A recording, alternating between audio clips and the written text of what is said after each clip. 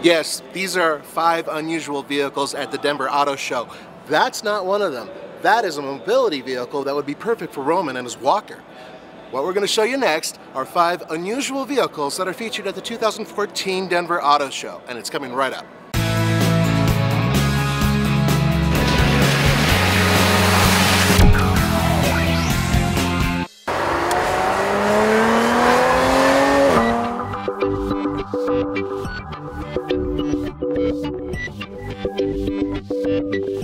So what you're looking at is the Lamborghini Aventador, but more importantly, it's the one that was used in the Transformers movie, Transformers 4, The Age of Extinction. And Roman already had a chance to sit inside of it and rev its engine. They won't let me do that because, well, I'm Nathan. But I do know this. Mark Wahlberg stood very close to this very car. So if I stand close to the car, maybe some of that will rub off on me. Probably not. I'm blocking the car. You guys go ahead and look at it.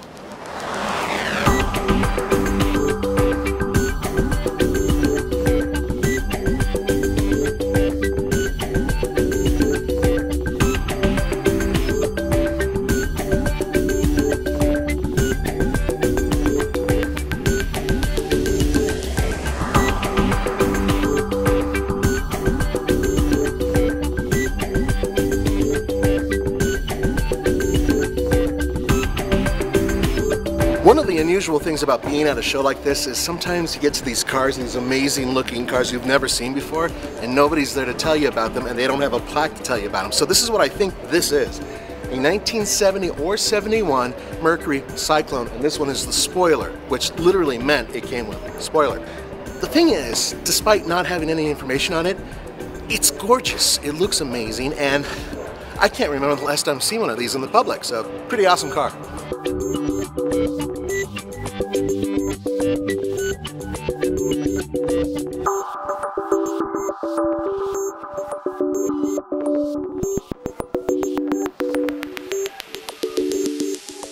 Behind me, we have a 3/4 ton Chevy Suburban, and it is a weather station and a broadcasting station all mashed into one vehicle. This is the CBS affiliate in Denver, Colorado. It's a mobile weather laboratory. We run anywhere and everywhere in any weather to report on conditions where they are as it happens. This is a 3/4 ton Chevy Suburban. It's been heavily modified. It carries satellite and microwave transmission gear, and it's capable of going anywhere in the state of Colorado and doing live broadcasting. The suspension was very heavily modified and beefed up to make sure that it was a safe, stable platform for all it has to do. The weather station measures wind speed, precipitation, wind chill.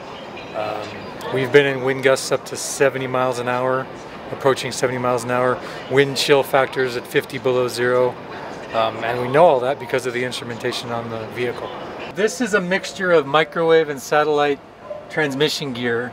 There are basically 4 different systems. We transmit signals back to the TV station via satellite, via microwave, via 4G or bundled cellular technology, and then we also have the laptop up front that can do social media type things. So this gear is basically geared towards finding and locating a satellite in 22,000 miles out in space. It's also geared towards finding receive sites on tops of the mountains of Colorado that we use when we're not using satellite, but we're using a microwave transmitter. And the rest is just power distribution and all the equipment needed to make it all run.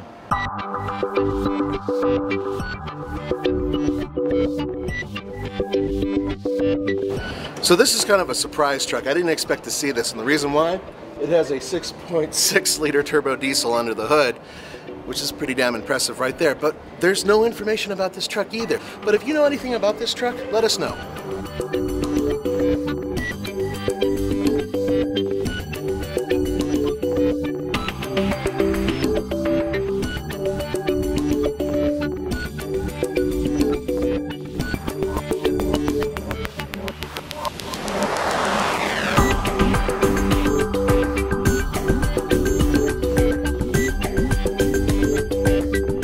What you see behind me is a B-Class F-Cell. It's built by Mercedes, and it is a fuel cell car that's based on hydrogen being converted into electricity that goes into batteries and then thus goes to an electric motor, a 100 kilowatt motor.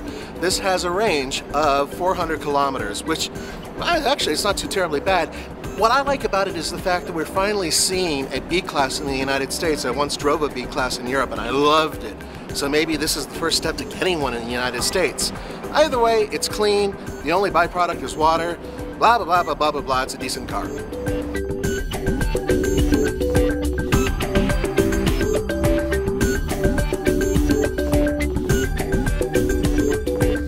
So what you're looking at behind me is something kind of special because it's a modified vehicle. And normally on the car channel, we don't put trucks on here, but this is worth it, and I'll give you a reason why.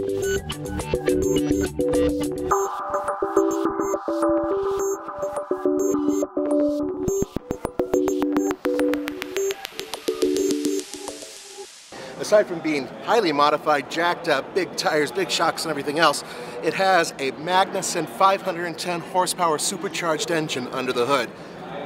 Yeah, we have a Raptor, but I would love to try that out.